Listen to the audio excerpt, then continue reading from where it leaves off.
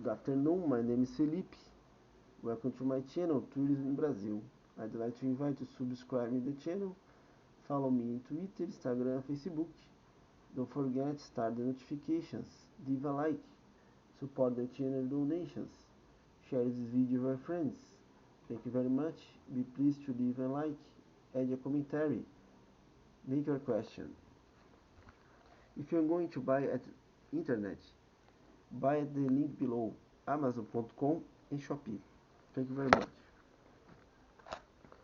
The development of cost-efficient double-stack rail service and its promotion by ocean carriers has made it more attractive to ship containers intact to inland destinations under mini or micro bridge rates using a single bill of lading.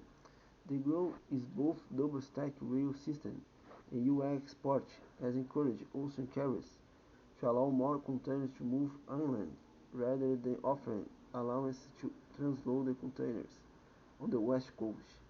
A few years ago, transloading was used by ocean carriers to avoid the expense and delays associated with allowing the containers to move inland. The growing shift in manufacturing from the Far East Southeast Asia also contributed to shift to offshore consolidation. Because many manufacturers in Southeast Asia are small and cannot manufacture enough product to fill a 4-feet container for a particular importer, the importer must buy from a number of manufacturers in various countries and will ship partially loaded containers from this source to places such as Taiwan or Hong Kong for consolidation. This practice is often referred to as multi-country consolidation. Air ocean movements. One last type of intermodal movement to be mentioned is when an item moves part way by ocean and part way by air. A common ocean-air movement for the west coast of the United States is fresh pineapples that arrive by the sea and then are distributed to inland points by air. Usually, air rates have to be unusually low for such a move to take place. Another move is from Japan to Latin America. Goods move from Japan by water to Southern California and then by air to Latin America.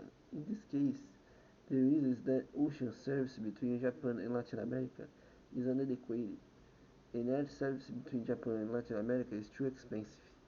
Land transportation to and from Canada and Mexico is remaining part of the chapter deals with some special situations, namely shipping to and from advantaged countries where all rail and all track options become viable. Actually, the situation is quite common, as many nations' best trading partners are their immediate neighbors. Air and ocean shipping could be used, but the discussion will ignore them. There is some Canadian-US trade that moves by water on the Great Lake St. Lawrence Seaway system. Technically, cannot the ocean iron is loaded in 7 islands, Quebec, and delivered to US steel mills on Lake Erie. Goods might also be loaded to Mexico or Canada on their way to still another destination. Traffic managers of large US firms often feed a small continuous flows of traffic through one or more Canadian ports as insurance against a strike closing down US ports. As regular shippers through Canadian ports, their additional traffic will receive priority over that of first-time users who are obviously diverting their cargo because of the US dock strike. The North American Free Trade Agreement will increase trade among the United States, Mexico, and Canada. The United States can expect more trade with two labors. There will be 2 additional changes. One, some logistic systems will be designed to employ facilities and labor in all 3 nations. 2, there will be increase and improvement in north-south operation of many U.S. carriers. Historically, within the United States, the major trade routes have been east-west that will change. Shipments to and from Canada are handled by the same equipment as used in the United States, and the equipment interchangeable. Rail cars from Canada can run in the United States and vice versa. and so can trucks and truck trailers, assuming that they have adequately licensed. When moving goods between Canada and the United States, there are delays for documentation checks and problems with tariff, quotas, and so on. Logistics systems work about the same, although there are differences in packaging and labeling. Since U.S. motor carries the regulation, Canada's firms have set up U.S. trucking subsidiary to handle the U.S. leg of the whole. Initially, U.S. truckers could not do the same in Canada.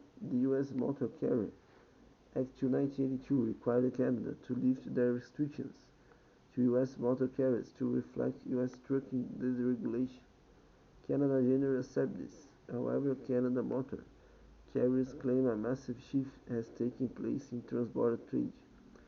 John Sanderson, Vice President of Corporate Development for CP Trucks Toronto, indicates that the LTL transborder market is now largely the property of the big three U.S. motor carriers, and that 85% or more of international TL traffic in the hands of U.S.-based carriers. Transborder traffic is in the hands of U.S.-based carriers.